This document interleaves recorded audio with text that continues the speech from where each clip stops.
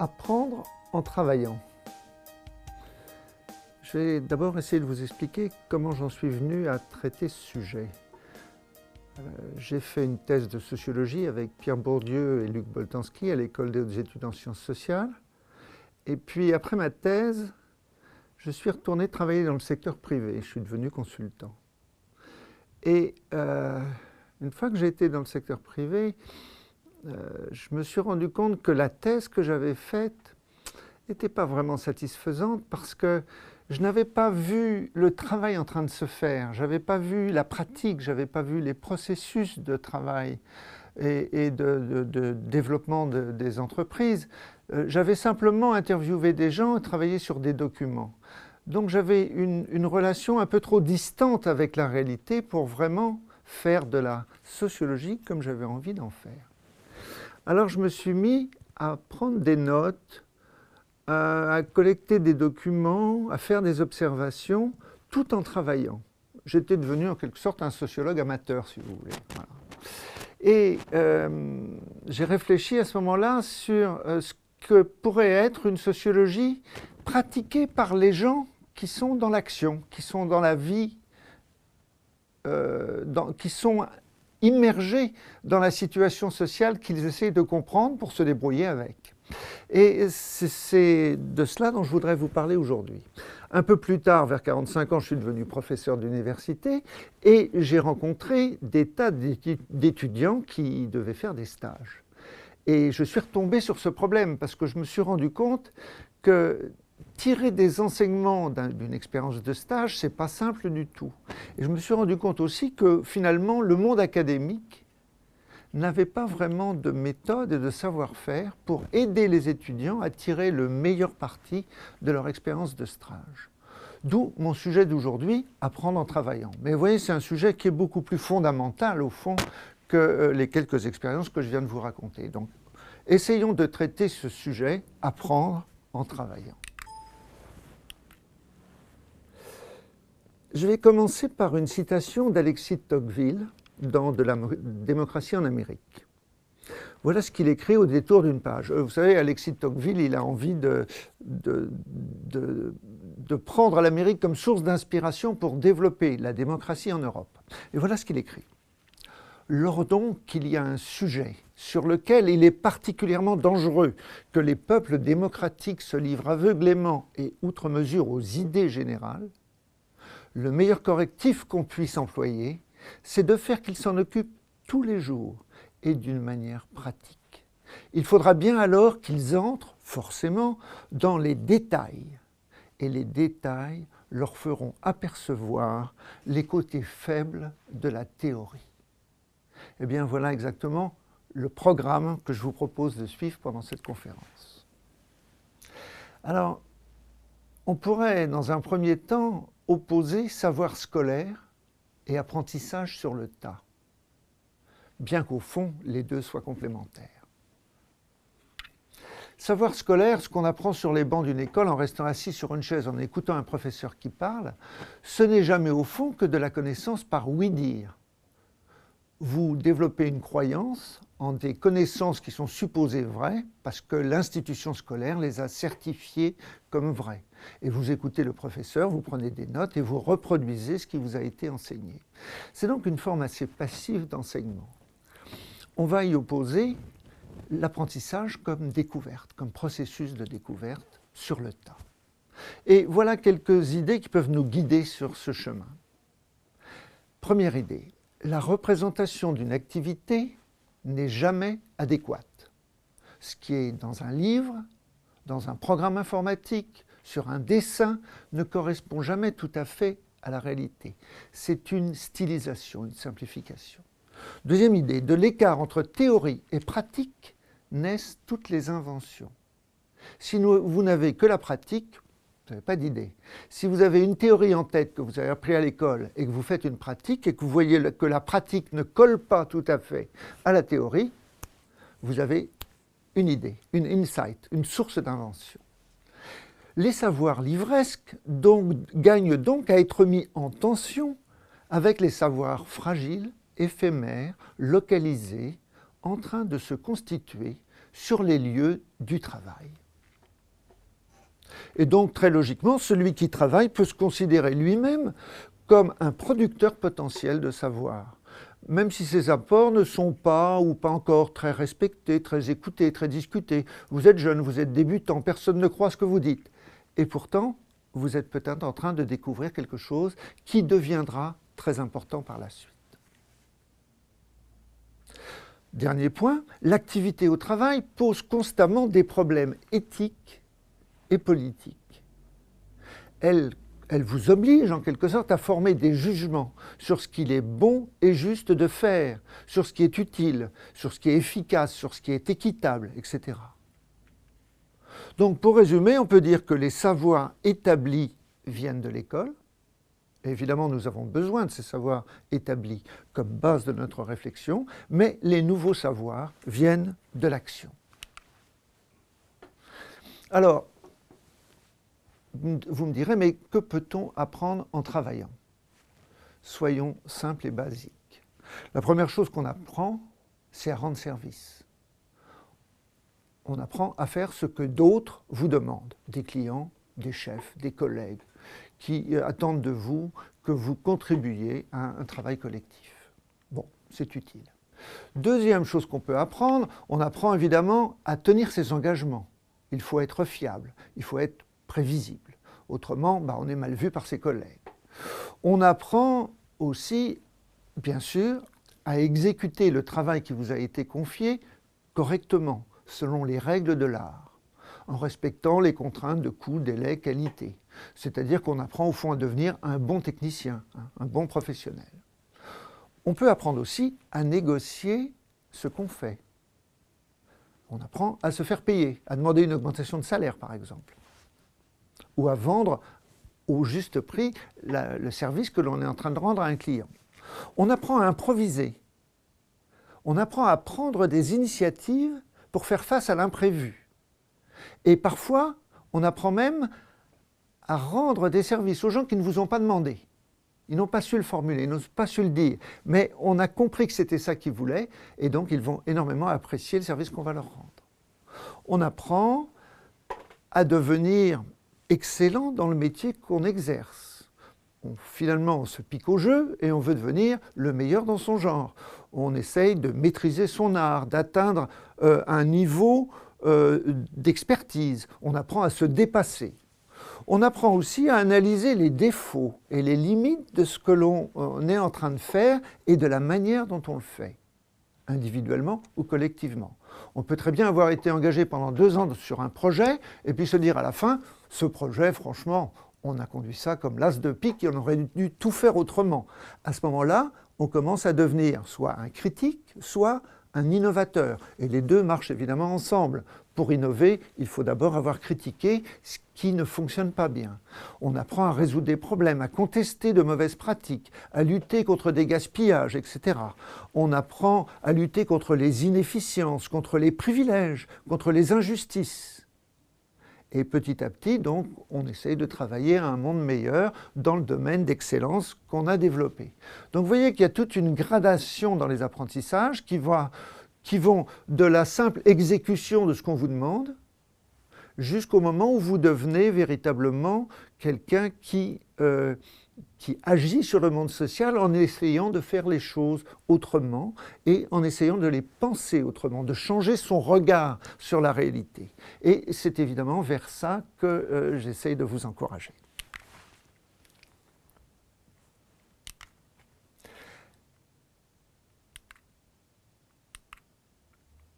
Alors, tout ça, si on le prend vraiment au sérieux,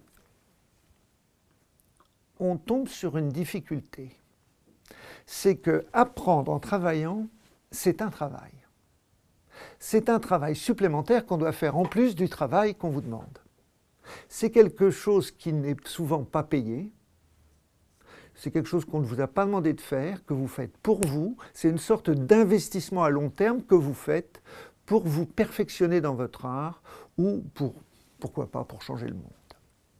Et cet effort va rencontrer des résistances, des obstacles. Et le premier obstacle, c'est un obstacle de type cognitif.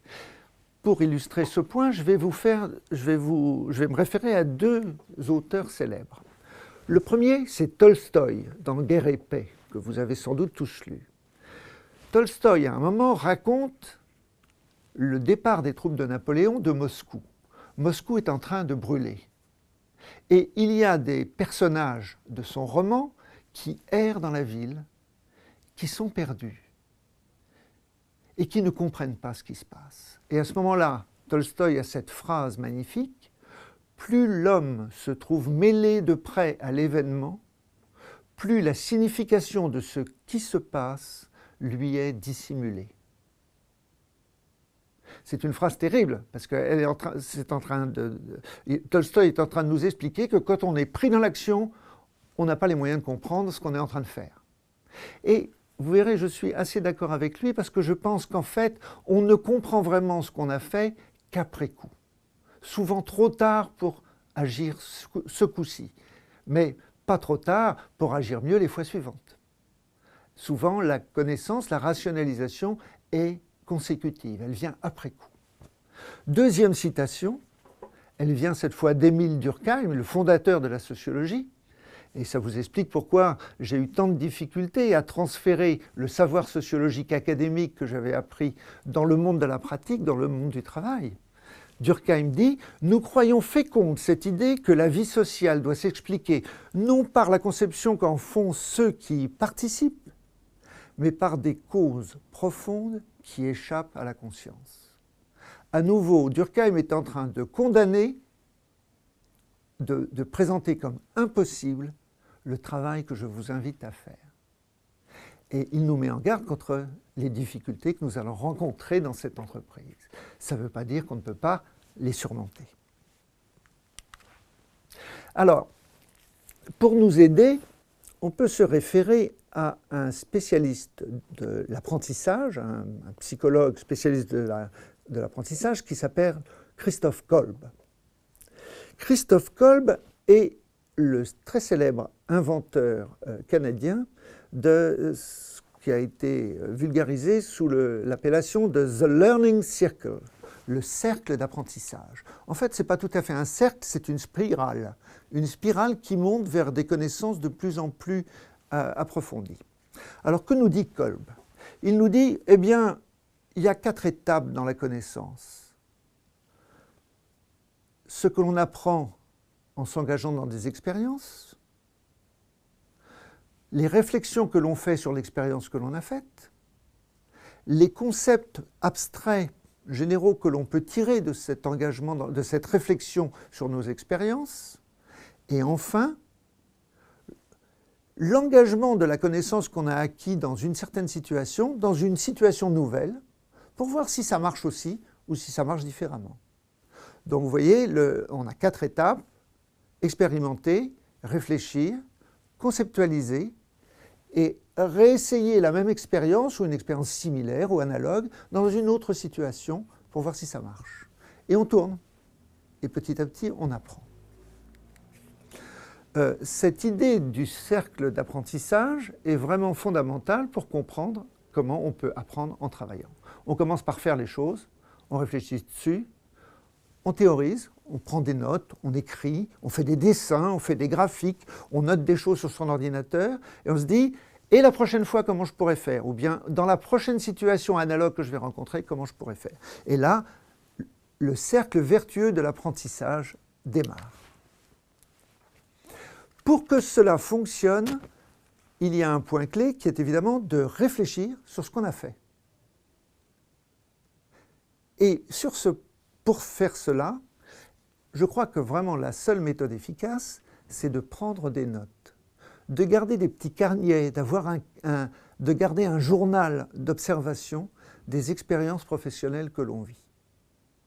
Pour vous en convaincre, je pourrais me référer à de nombreuses personnes qui, toute leur vie, ont tenu des journaux de bord. Thomas Edison, le fondateur du système électrique, Charles de Gaulle, ancien président de la République, et d'autres personnes encore. Mais je vais prendre l'exemple de John Sculley. John Sculley était le vice-président de PepsiCo sur la côte est des États-Unis. Et à un moment, il a été appelé par Steve Jobs pour prendre la présidence d'Apple Computer en Californie. Donc John Sculley est passé d'une entreprise très classique, très traditionnelle de la côte est des États-Unis à une entreprise de hippies, d'informaticiens fous qui étaient en t-shirt et en jean et qui était extrêmement difficile à gouverner. Et Steve Jobs l'avait appelé. Pourquoi? Tout simplement parce qu'il pensait que les ordinateurs portables étaient en train de devenir des produits grand public et qu'il fallait donc un spécialiste du marketing pour développer l'entreprise. John Sculley a publié un livre qui s'appelle « De Pepsi à Apple ». Et dans ce livre, il raconte son expérience. Voilà ce qu'il écrit. « Je partageais mon temps entre la découverte d'Apple et de sa façon de travailler, essayant de réfléchir à une stratégie de produit et de connaître Steve Jobs. Je promenais partout des petits carnets sur lesquels je notais des éléments d'information sur la société et sa technologie. Au cours de ma première année, j'en remplis 30. J'étais redevenu un étudiant. Chaque semaine, je préparais des examens, mais ces examens étaient publics. Je devais me montrer capable de devenir directeur général d'Apple. » C'est très intéressant parce que ces petits carnets servent de base de réflexion à quelqu'un qui sait qu'il va être pris dans le jeu, qu'il va être un petit peu comme nous le dit Durkheim ou comme nous le disent Durkheim ou Tolstoï, qui ne va pas comprendre sur le coup ce qui arrive. Mais en réfléchissant sur ces petits carnets le soir ou pendant le week-end, la lumière va se faire et il va comprendre ce qu'il n'a pas compris sur le coup. Donc noter ce qui arrive est absolument essentiel, d'autant plus que souvent la mémoire trahit et qu'il y a une illusion très rétrospective, qu'on embellit les événements après coup. Il faut donc garder trace de ce que l'on a vécu pour pouvoir réfléchir dessus. Alors, tout ce que je viens de vous dire jusqu'à maintenant peut paraître un petit peu abstrait et général. Je vais donc prendre deux exemples très concrets de ce qui se passe quand on essaye d'apprendre en travaillant. Mon premier exemple s'appelle « La comptabilité fait rougir les pommes chips ». Et c'est un petit article qui a été publié par Patrick Pouyanné dans la revue des Annales des Mines, Gérer et comprendre, en 1989. Patrick Pouyanné, on peut le noter au passage, entre-temps, est devenu directeur général du groupe Total. Alors Patrick Pouyanné était stagiaire dans ce temps-là, dans une entreprise qui fabriquait des chips et de la purée. Quand il arrive, le comptable de l'entreprise a établi des coûts standards pour les chips et pour la purée. Et le comptable a défini qu'il faut 0,3 litres de fioul pour faire 1 kg de chips et 0,6 litres de fioul pour faire 1 kg de flocons de purée. Mais le comptable a dû se tromper parce qu'en fait, les consommations de vapeur sont bien plus fortes que cela. Alors, le directeur général de l'entreprise charge Patrick Pouyanné de réfléchir sur le problème de la consommation des énergies et de faire de nouvelles propositions. Le stagiaire fait son boulot et estime qu'il faut 0,65 litres de fioul par kilo de chips et 0,65 litres de fioul par kilo de purée. Il présente ça en réunion, en comité de direction, et tous les vieux cadres et vieux ingénieurs de la maison rigolent en disant « c'est pas possible, ce que tu nous dis, on voit bien que tu es un polytechnicien, tu es naïf, c'est pas possible, il est évident qu'il faut plus de fioul pour faire de la purée que pour faire des chips, et ça a toujours été comme ça dans notre entreprise. » Donc le stagiaire repart un petit peu penaud. Et puis il va à la cantine. Et à la cantine, bien entendu, il dîne avec d'autres stagiaires qui sont dans l'entreprise. Et il y a une stagiaire qui travaille au service qualité. Vous allez voir que cette seconde stagiaire, joue un rôle important dans notre histoire. Alors, notre polytechnicien est assez vexé, parce qu'on n'a pas cru dans son histoire. Alors, il va voir le service de maintenance, et il dit au service de maintenance, posez donc des compteurs sur les tuyaux à l'entrée de l'atelier de chips et à l'entrée de l'atelier de purée. Et pendant un mois, on va mesurer les consommations et on aura quelque chose d'objectif. Le service de maintenance pose des compteurs. Pendant un mois, on fait les mesures. Et au bout d'un mois, on a 0,5 litres de fuel pour les chips et 0,64 litres de fuel pour la purée. Notre stagiaire revient devant le comité de direction et on lui dit « Ah bah tu vois bien qu'il faut plus de fuel pour faire de la purée que pour faire des chips, on te l'avait bien dit. » Mais le jour suivant, notre stagiaire se retrouve avec l'autre stagiaire, celle du service qualité, qui lui dit « Tu sais, ce mois-ci, j'ai observé quelque chose de bizarre. Les chips sont plus rouges que d'habitude. » Eureka! Pourquoi est-ce que les chips sont plus rouges? Qu'est-ce qui fait que des chips sont rouges à la sortie du four et non pas jaunes?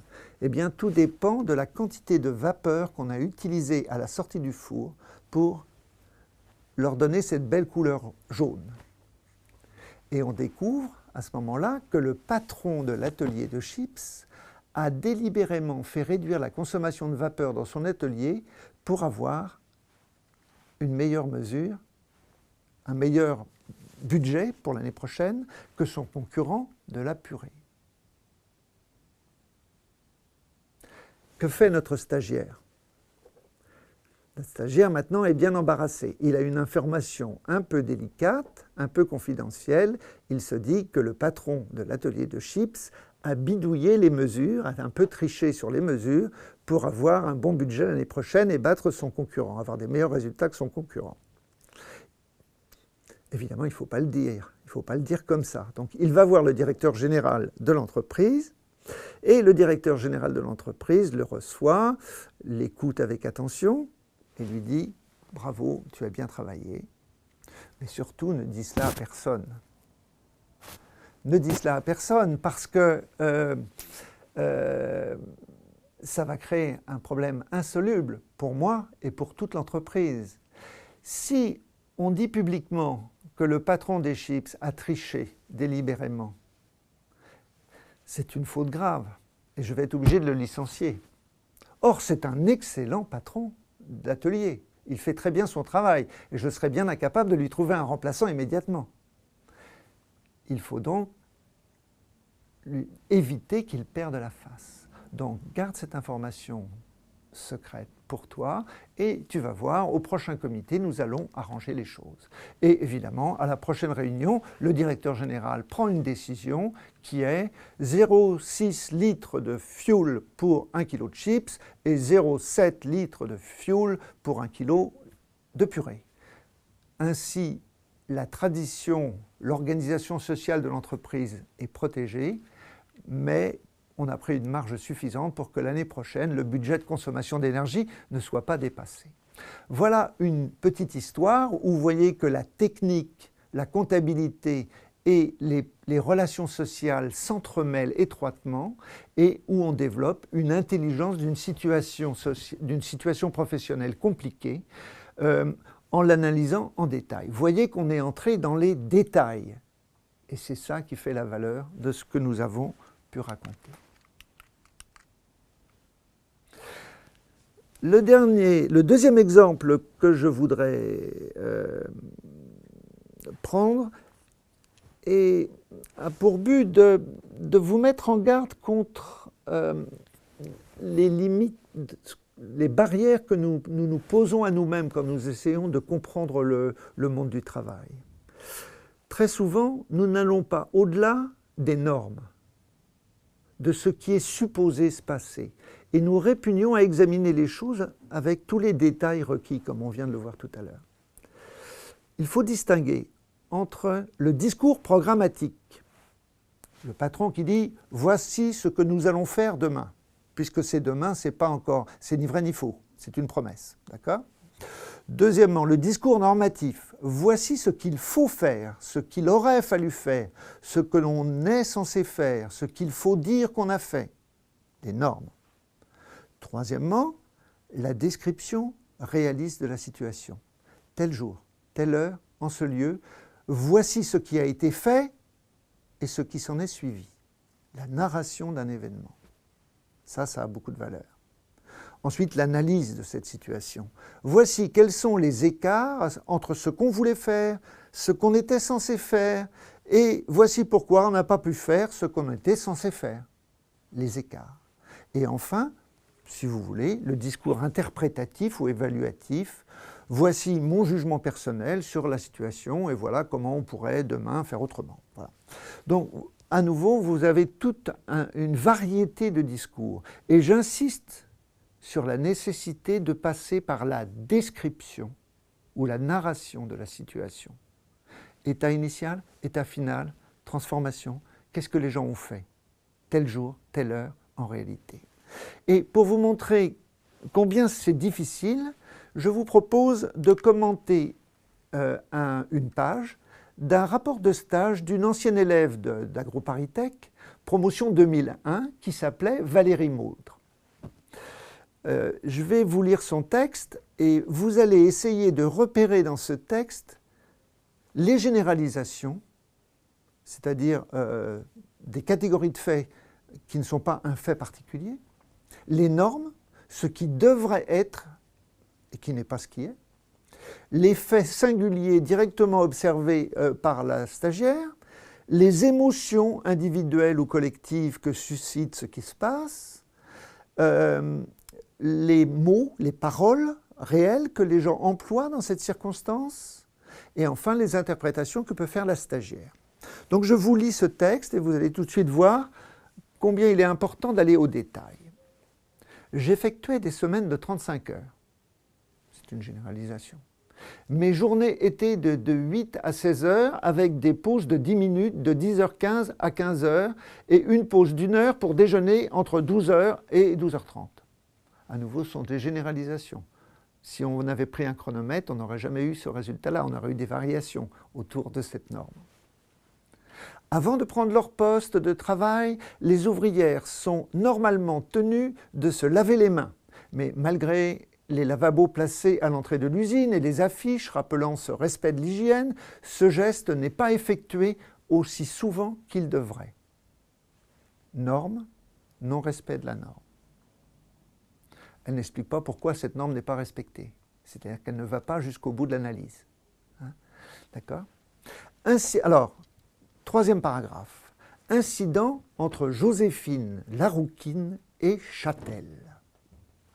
On lui a donné, paraît-il, un boulot très peu rémunérateur à la presse à côté de la mienne, qui est celle à Bouton, en face du bureau du chef. Elle rouspète. Châtel l'engueule comme du poisson pourri, très grossièrement. Il me semble, mais je ne discerne pas bien les paroles. Elle ne réplique rien, se mord les lèvres, dévore son humiliation, réprime visiblement une envie de pleurer et sans doute une envie plus forte encore de répondre avec violence. 3 ou 4 ouvrières assises assistent à la scène en silence, ne retenant qu'à moitié un sourire, Eugénie parmi elles. Car si Joséphine n'avait pas ce mauvais boulot, l'une d'elles l'aurait. Elles sont donc bien contentes, etc. Alors ce dernier paragraphe est extrêmement intéressant parce qu'il raconte un fait précis qui a eu lieu, avec tous les détails, les émotions, la manière dont les gens parlent, les mots familiers et la violence qui apparaît. La violence qui est une dimension souvent fréquente dans les situations de travail. On a aussi dans ce paragraphe quelque chose de très important, c'est que ce qui est raconté et qui a été vu par la stagiaire sans aucun doute, est politiquement incorrect, va contre ce qu'il est convenable de dire sur la situation de travail. En l'occurrence, Châtel, qui est le contremaître, est extrêmement rude et grossier. Les ouvrières qui sont supposées dans la mythologie ouvrière être solidaires entre elles, en fait, sont très contentes quand il y en a l'une d'elles qui rencontre des difficultés. Et elles rigolent au lieu d'être solidaires. Donc vous voyez que quel que soit le point de vue politique qu'on adopte, on a là une situation qui est extrêmement grinçante, extrêmement gênante. Ce qui est la preuve que l'étudiante a vraiment raconté quelque chose qui a eu lieu. Ceci est très important, c'est la base de la réflexion. Pourquoi ces événements se passent-ils comme ça? Quel problème ça pose? Qu'est-ce qu'il faudrait faire? Vous avez là une vraie base pour une réflexion. Tandis que quand vous écrivez « j'effectuais des semaines de 35 heures », vous n'avez strictement rien dit. Vous avez simplement rappelé une norme légale. Ça n'a aucun intérêt. Voilà ce que signifie pour moi apprendre en travaillant. Et pour conclure, je vais juste citer un poème de René Char dans Le Bulletin des Beaux.